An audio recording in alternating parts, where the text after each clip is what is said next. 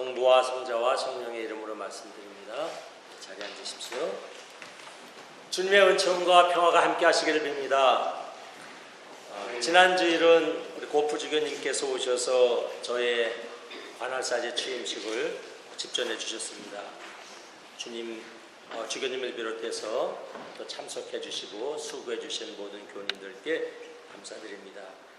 두 분 회장님과 또 교회위원님들께서 사몽을 상징하는 성경, 또 영대, 또 캐논, 또 열쇠, 향유, 빵과 포도주 이런 것들을 저에게 기도서 이런 것들을 주셨습니다. 또 우리의 성가대, 또 우리 마르다회, 남성교회에서는 성가, 또 찬양, 또 민요, 애찬, 손님 맞이로 수고해 주셨습니다. 감사드립니다. 취임식 중에 제가 좀 조마조마한 순간이 있었습니다. 언제냐면 주교님께서 이 신임 사제를 여러분의 사제로 받아들이겠습니까? 하고 주교님이 물어보실 때 여러분들이 대답을 안 하실까봐 박수를 안 치실까봐 속으로 조마조마했는데 여러분들이 씩씩하게 대답해 주시고 박수를 쳐주셔서 잘 됐습니다. 감사를 드립니다. 또 설교 중에서 주교님이 아주 중요한 말씀을 하셨어요. 사제뿐 아니라 우리 모든 교우들이 다 주님께서 불러주신 사목자들이다 하는 말씀을 하셨습니다. 정말 중요한 말씀입니다.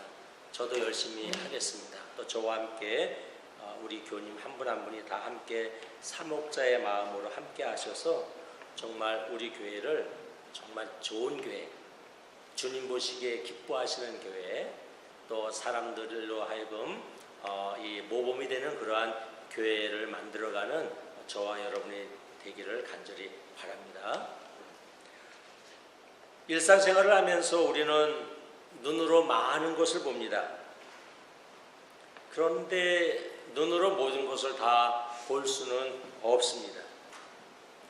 우리가 많이 알고 있는 생텍쥐베리의 어린 왕자의 그 얘기가 나와 있죠. 세상에서 정말 소중한 것은 눈으로 볼 수 없는 법이야.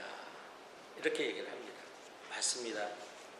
정말 중요한 것은 우리의 육신의 눈으로 보이지 않습니다.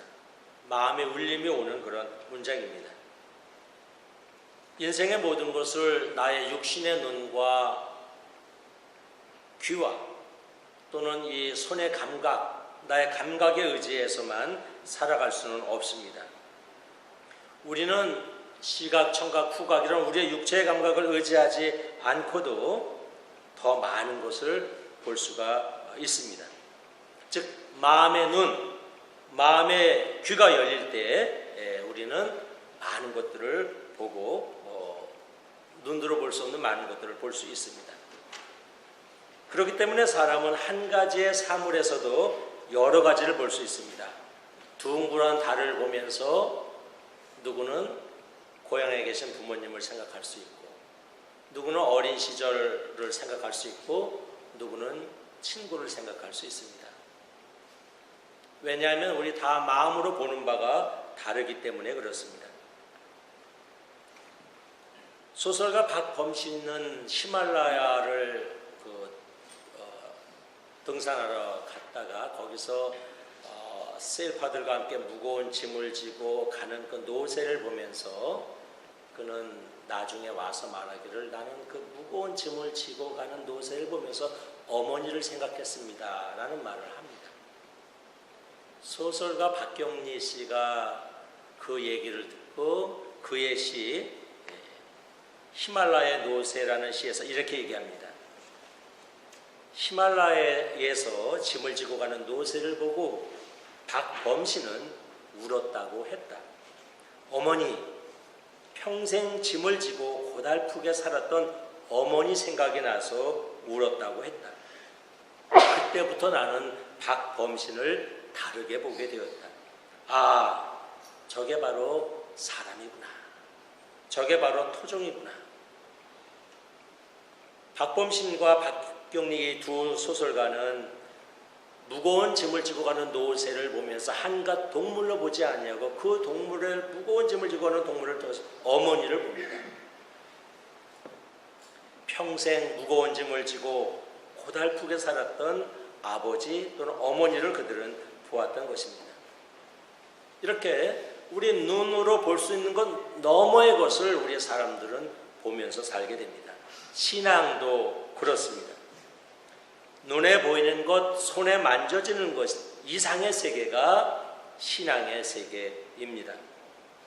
우리는 빵 한 덩어리에서 농부의 수고도 보아야 하고 아버지의 굵은 땀방울도 보아야 하고 먹을 것이 없어서 굶주리는 가난한 나라에 굶주림 속에 있는 사람들도 보아야 합니다.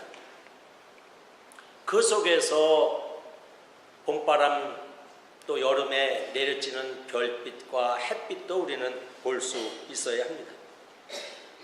이러한 면은 예수님의 부활을 바라보는 데에도 그대로 적용이 됩니다. 비록 예수님의 부활이 우리의 육체적인 감각으로는 이해하기 어려운 초감각적이고 초자연적인 의외성이 있을지라도 우리는 부활의 그 신비성, 이해하기가 어려울 정도로 아득할지라도 우리는 예수님의 부활을 객관적인 감각에 의지하려는 자세를 내려놓고 눈에 보이지 않는 저 너머를 볼 수 있는 그런 마음의 눈을 통해서 주님의 부활을 볼 수 있어야 하고 그런 노력을 기울여야 합니다. 여러분, 누가복음서가 그에 대해서 말씀하고 있습니다.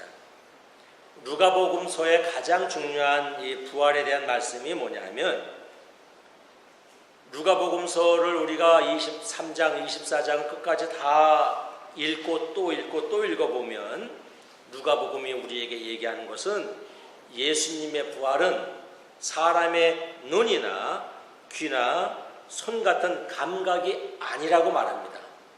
우리의 감각으로 예수님의 부활을 알아보는 게 아니라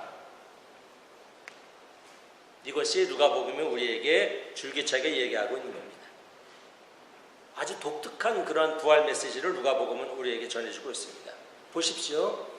예수님의 무덤가를 방문한 막달라 마리아와 여인들도 번연히 눈으로 부활하신 예수님을 봤지만 이 눈으로 알아보았어요? 못 알아봤어요? 알아보지 못했습니다. 엠마 도상으로 내려가던 예수님의 제자들도 부활하신 예수님과 함께 시오리길을 걸어갔지만 예수님인지 알아보지 못했습니다. 눈으로 보고 손을 잡고 이야기를 두런두런하며 가면서도 부활하신 예수님을 알아보지 못했습니다. 오늘 복음서를 봐도 제자들도 처음에 부활하신 예수님이 나타났을 때에도 눈으로 보았지만 유령인가 하고 놀랐습니다. 누가복음이 우리에게 얘기해 주는 것은 예수님의 부활은 눈이나 우리의 감각으로 알아볼 수 없다는 겁니다. 누가복음서는 우리에게 말씀하기를 부활하신 예수께서 우리의 영의 눈, 마음의 눈을 열어주실 때에 비로소 부활하신 예수님을 알아보게 된다고 우리에게 말씀합니다. 엠마 도상으로 내려가던 제자들이 그랬습니다. 24장 13절에 보면 시오리길을 예수님과 함께 내려갔지만 예수님인지 알아보지 못하고 저녁 무렵 숙소에 들어가서 예수님이 떼주시는 빵을 먹은 다음에 예수님을 알아보았습니다. 24장 13절에 보면 예수께서 그들의 빵을 떼어주시자 그들의 눈이 열렸다. 마음의 눈이 열렸다. 이렇게 되어 있습니다. 오늘 복음서도 마찬가지입니다.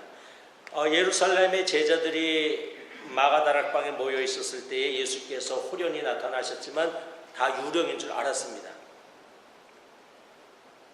예수께서 뭐 먹을 게 없느냐? 여기에 구운 생선 한 토막 있습니다. 좀 많이 좀 드리지. 몇 토막 드렸어요? 한 토막 드렸습니다. 한 토막. 예수께서 잡수시는 것을 봅니다. 그래도 알아보지 못합니다.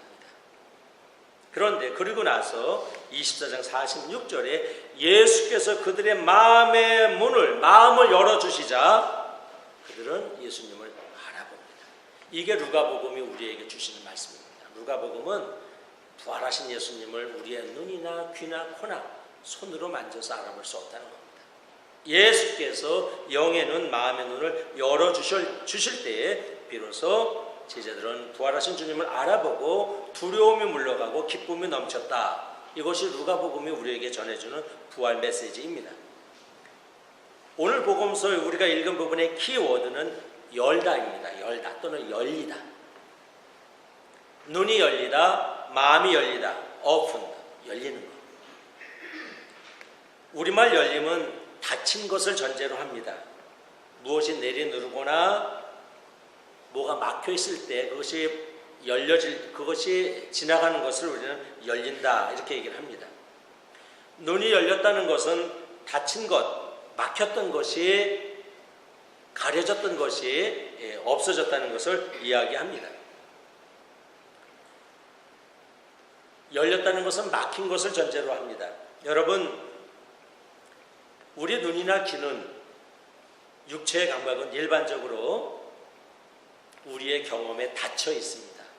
닫혀 있습니다. 우리의 눈이 늘 오픈되어 있는 것 같지만 우리의 눈은 사실 많이 닫혀 있습니다. 우리의 감각은 상식과 그 상식에 닫혀 있고 우리의 감각은 자기의 경험에 닫혀 있기 때문에 자기가 경험한 것 그 이상에 대해서는 잘 알지 못합니다. 알 수 없습니다. 닫혀 있기 때문에 그렇습니다. 우리의 육체의 감각, 보고 듣고 만지고 이런 육체의 감각은 자기 중심에도 갇혀 있게 합니다. 자기 경험의 세계에 나를 갖추게 합니다. 내가 본 것만이 최고라고 생각하고 내가 경험한 것만이 절대적이라고 생각합니다. 우리의 감각은 좋은 면도 많이 있지만 이것이 쌓여서 우리를 하나의 닫힌 세계 안에 가두어 두게 됩니다. 그래서 이 감각 세계에 너무 의지하면서 살게 되면 자기 중심적인 사람, 또 자신의 경험에 갇혀 있는 사람이 될 수가 있습니다. 얼마나 우리가 감각의 세계 속에 갇혀 있는 거 아니? 그래서 옛날 어른들이 내 손톱 밑에 가시 박힌 고통이 죽어가는 사람의 저 큰 고통보다 어떻게 느껴진다는 거예요? 더 크게 느껴진다는 겁니다. 이게 우리 감각이 나에게 주는 닫힘의 세계입니다. 저기서 큰 사고가 나서 또는 고난과 아니면 큰 시련을 당해서 중내산을 저 사람의 고통보다도 내 손톱 밑에 바느질하다가 또는 정원 정리하다가 손톱에 가시에 찔리면 우리는 이것을 더 고통스러워한다는 겁니다. 이만큼 우리의 감각의 세계는 우리를 자기만의 세계에 가둬놓는 경우가 많습니다. 우리의 육체의 감각은 또한 과거에 닫혀 있게 합니다. 지나간 경험에 대해서는 차곡차곡 우리가 잘 정리해서 기억을 하게 되지만 우리 감각의 세계는 아직 오지 않은 세계에 대해서는 잘 알 수 없습니다. 새로운 경험, 새로운 미래에 대해서는 굉장히 낯설어하고 두려워하게 되어 있습니다. 그러므로 오늘 예수께서 제자들의 마음을 열어주셨다고 했는데 눈과 귀의 마음이 열린다는 것은 나를 둘러싸고 있던 이런 단단한 닫힘의 껍질에서 내가 벗어나는 것, 이것이 열림입니다. 감각 중심, 자기 중심, 자기 경험의 절대화, 스스로 만들어내는 어떤 자기의 정체성, 세상에 대한 낡은 틀, 고정관념, 여기에서 벗어나는 것, 이것이 열림입니다. 열림. 성경은 우리에게 열림을 말씀합니다. 오늘 예수께서 제자들의 마음을 열어주셨습니다. 오늘 층계성가도 열림에 대한 노래를 우리가 했습니다. 욥기를 보면 욥기의 핵심은 열림입니다.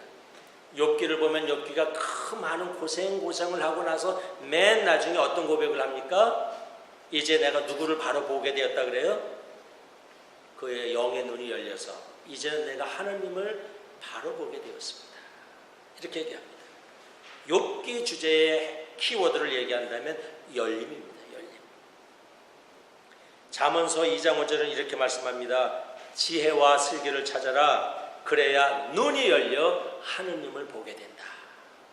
우리가 왜 말씀을 묵상하고 말씀을 공부해야 합니까? 우리가 왜 지혜와 슬기를 구해야 합니까? 눈이 열려서 진리를 하느님을 볼 수 있기 때문에 그렇습니다. 묵시록 3장 18절에 보면 라오디게야 교회가 나오죠. 거기서 이렇게 말합니다. 너희는 왜 이렇게 신앙이 차지도 않고 덥지도 않으냐? 그러면서 말씀하기를 안약을 사서 어디에 바르라 그랬어요? 눈에 바르고 눈을 떠라.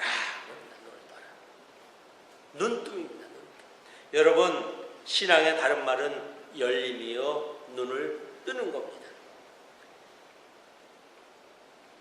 누가복음 18장 42절에 예수께서도 예리고 소경을 눈을 손으로 만져주시면서 이렇게 얘기합니다. 자, 눈을 떠라! 얘기합니다. 눈을 떠라. 내 믿음이 너를 살렸다. 이렇게 얘기합니다. 다시 말씀드립니다. 신앙은 눈뜸, 영적 오프닝입니다. 신앙은 닫힘이 아니라 열림입니다. 눈을 떠는 겁니다. 눈을 떠가는 것, 이것이 신앙의 또 다른 이름입니다. 이기적인 사람에서 이타적인 사람으로 눈이 띄어지는 겁니다. 자기중심적인 사람에서 이웃을 아는 사람으로 눈이 띄어지는 겁니다. 땅이 전부인 줄 아는 사람에게서 하늘이 있음으로 눈이 띄어지는 것. 유한한 세상에 갇혀있는 사람의 무한을 인식해가는 것. 부정적인 사람이 긍정의 세계를 알아가는 것. 어리석음에서 벗어나서 지혜의 세상으로 나가는 것, 어둠에서 진리로, 과거에서 미래로, 죽음의 세계에서 부활의 세계로 열려져 나가는 것, 눈뜸, 이것이 신앙의 세계입니다. 마음에서 열림이 일어나는 과정은 굉장히 다양하고 신비롭습니다. 사람마다 다 다릅니다. 누구는 깊은 기도를 통해서, 누구는 말씀을 통해서, 누구는 예배 중에, 누구는 성만찬을 통해서 눈이 띄어집니다. 엠마오의 제자들은 예수님이 주시는 빵을 띄어서 함께 먹은 다음에 눈이 열려서 예수님을 바라보게 됩니다. 오늘 제자들은 예수님과 함께 생선토막을 함께 먹으면서 예수님을 통해서 마음이 열려지는 그런 은혜를 받습니다. 오늘 이 시간 저와 여러분 우리 모두는 말씀을 통해서 또 예수께서 주시는 이것이 내 몸이요 이것이 내 피라는 그리스도의 예수의 성만찬의 신비를 통해서 여러분의 마음의 눈이 열리고 영적인 눈이 띄어지는 은혜가 있기를 주의 이름으로 축원합니다. 오프닝이 일어나야 합니다. 예수님의 부활의 신비를 깨닫는 것은 바로 감각이 아니라 예수를 통해서 나오는 영적 오프닝, 마음의 열림, 눈이 열리는 은혜가 있을 때에 우리는 부활의 주님, 부활의 신비를 깨달을 수 있다 하는 것입니다. 그때 우리는 비로소 부활의 증인이 될 수 있습니다. 부활의 신비를 깨닫게 될 때 어떤 일이 있느냐? 생사관이 바뀝니다. 생사관. 공포의 대상이었던, 고통의 근원이었던, 허무의 대상으로 여겼던 죽음의 문제가 해결됩니다. 그리스도의 부활의 신비 안에 깊이 들어가게 되면 그때 우리는 비로소 죽음의 문제에서 해결을 받게 됩니다. 죽음도 두려워하지 않게 됩니다. 죽음 너머의 세상을 알게 됩니다. 영원한 생명의 확신이 오게 됩니다. 삶의 태도가 바뀝니다. 인생의 목적이 바뀝니다. 하나님처럼 여겼던 돈과 명예가 수단이 될 수 있습니다. 고통의 상처가 변해서 기쁨과 감사의 모멘텀이 될 수 있습니다. 미운 사람이 사라지고 원수가 축복 기도의 대상이 될 수 있습니다. 언제? 우리가 부활의 신비를 깨달을 때, 이게 부활이구나. 이게 부활의 주님이구나. 부활의 주님을 깊이 우리가 깨닫게 되고 부활의 주님이 내 안에 다가올 때 우리는 생사관이 바뀌고 삶의 태도가 바뀌고 우리의 살아가는 모습이 바뀌게 된다는 겁니다. 말씀을 마칩니다.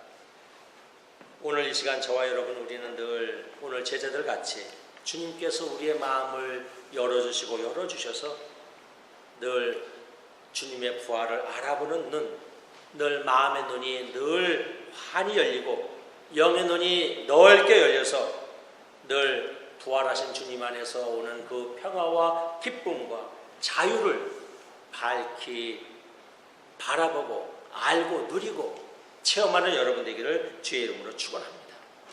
죽음을 넘어선 영원한 생명의 진리를 우리가 알게 될 때 우리는 기쁨으로 충만하게 되고 이것을 전하지 않을 수가 없습니다. 그래서 우리는 친구들에게, 이웃 사람들에게, 동네 사람들에게 이것을 전하는 부활의 증인이 될 수 있습니다.